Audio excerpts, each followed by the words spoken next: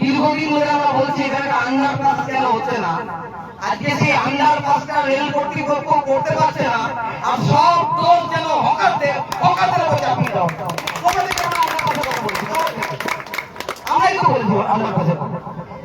আজকে স্টেশনে সেফটি নেই, গাড়িতে একটু ফল নিয়ে যাবে, কম পয়সায় জিনিস নিয়ে যাবে, সকালেই রাত্রিবেলা ফেরার সময় কোনো আরপিএফ কে দেখা যায় না।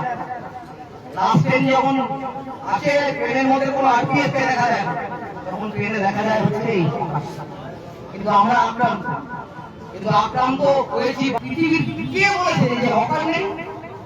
পৃথিবীর বিভিন্ন দেশে হকার আছে। আমার অনেক বেশি অন্য অন্য দেশে যাওয়ার সুযোগ হয়।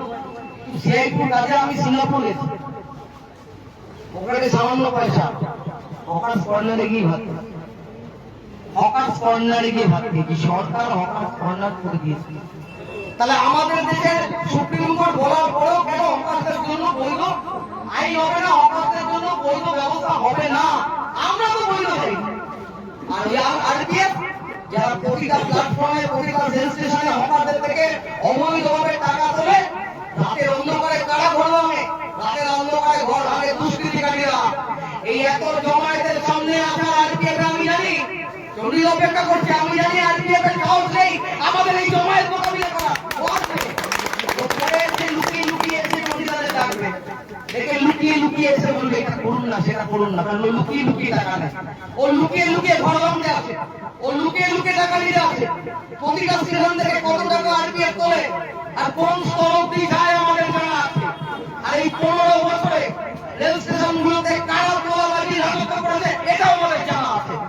লালু খড়গে আরপিএফ এর এই কারাগিরি সুযোগ করে দিয়েছে মমতা ব্যানার্জি। পশ্চিমবাংলার জনগণ যেমন তাকে ছুঁড়ে ফেলে দিয়েছে, কোনোদিন তাকে ক্ষমা করবে না। এবং এই চুলুমবাজি সুযোগ করে যদি মনে করেন যে আপনি অন্ধকারে করবেন, তাহলে পরে কিন্তু এর ফল খুব খারাপ হবে। আমরা পালা করে পাহারা দেব আমাদের দোকান আমাদের ঘর, আর যা হবে আলোচনার ভিত্তিতে।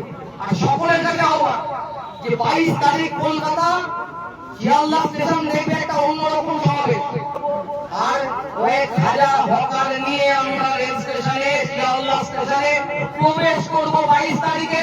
এটাই আমাদের ওপেন চ্যালেঞ্জ। আর জনমত নির্বিশেষে সকলের কাছে আহ্বান জানাই, ডাকতে হয়েছে কি করবো।